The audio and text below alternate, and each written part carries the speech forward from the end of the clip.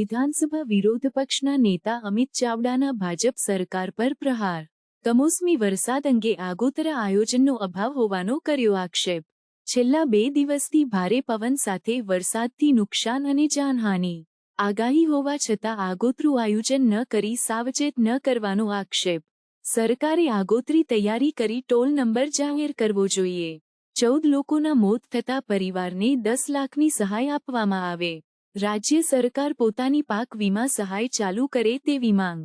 ગુજરાતમાં છેલ્લા 2 દિવસથી જે રીતે ભારે પવન ફૂંકાઈ રહ્યો છે, વાવાઝોડું આવી રહ્યું છે, કમોસમી વરસાદ અને કરા પડવાને કારણે મોટા પ્રમાણમાં જાનહાનિ પણ થઈ છે, માલ મિલકતોને નુકસાન પણ થયું છે અને ખેતીમાં વ્યાપક પ્રમાણમાં નુકસાન નોંધાયું છે. ઘણા દિવસોથી આગોતરી આગાહી હતી કે વરસાદ પડશે, પૂરજોશથી પવન ફૂંકાશે, વાવાઝોડું આવશે. સરકારે ખાલી હવામાન વિભાગ દ્વારા આગાહી કરીને સંતોષ માન્યો, પણ જે સરકારી તંત્ર દ્વારા આગોતરી તૈયારી થવી જોઈએ, લોકોને સાવચેત કરવા જોઈએ અને પૂરતી જાગૃતિ માટેના અને જાનહાનિ ના થાય એવા પ્રયત્ન કરવા જોઈએ. પણ દુઃખ સાથે કહેવું પડે કે સરકારે કોઈ આગોતરી તૈયારીઓ કે લોકોને સાવચેત ના કર્યા.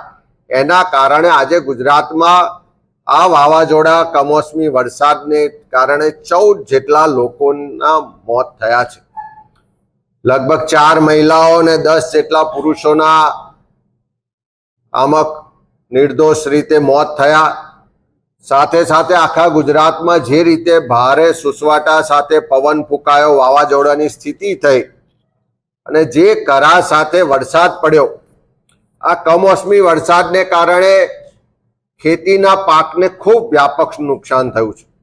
જે ઉનાળુ પાક છે, બાજરી છે, જુવાર છે, મકાઈ છે, મગ છે કે અન્ય જે ઉનાળુ પાકો ખેતરમાં તૈયાર હતા, એને પણ વ્યાપક નુકસાન થયું છે. અનેક વિસ્તારોમાં એપીએમસીમાં જે ખેડૂતો પોતાનો તૈયાર માલ વેચવા માટે આવ્યા અને ત્યાં જે ઢગલા કર્યા હતા, ત્યાં પણ વરસાદને કારણે તૈયાર પાક પણ પલળી ગયો અને ખૂબ મોટું નુકસાન થયું છે. ગુજરાતમાં કેરીનું વાવેતર ખૂબ મોટા પ્રમાણમાં હોય અને એમાં શરૂઆતના સમયમાં જ કુદરતી જે વાતાવરણ થયું એનો મોર આવવામાં નુકસાન થયું. ત્યારે પણ ખેડૂતોની રજૂઆત હતી કે કેરીમાં ખૂબ મોટું નુકસાન થવાનું છે, સરકાર અમને સહાય આપે. પણ ત્યારે સરકારે કોઈ સહાય ના આપીને આજે વાવાઝોડું ને કમોસમી વરસાદ આવ્યો, એનાથી કેટલાય વિસ્તારોમાં કેરીઓ તૈયાર જે કેરીઓ હતી તૂટી ગઈ અને મોટા પ્રમાણમાં બાગાયતી પાકોને પણ નુકસાન થયું છે. જામફળ અને અન્ય પાકોના પણ જે ફૂલ બેસવાનો સમય હતો એમાં પણ ખેડૂતોને નુકસાન થયું છે. સાથે સાથે અનેક વિસ્તારોમાં ક્યાંક ઘરો ઉપરની સોલર પેનલો તૂટીને પડી, કેટલી જગ્યાએ હોર્ડિંગ્સો તૂટીને પડ્યા, કેટલી જગ્યાએ ઝાડ પડવાના કારણે માલ મિલકતોને પણ મોટા પ્રમાણમાં. ત્યારે સરકાર પાસે અમે માંગણી કરીએ છીએ કે હજુ પણ આગાહી છે કે આવનારા દિવસોમાં પણ વાવાઝોડું, પવન ફૂંકાશે, કમોસમી વરસાદ પણ થવાની શક્યતાઓ છે. સરકારે વાવાઝોડું આવે, કમોસમી વરસાદ થાય ત્યાર પછી ટોલ નંબર જાહેર કરે છે.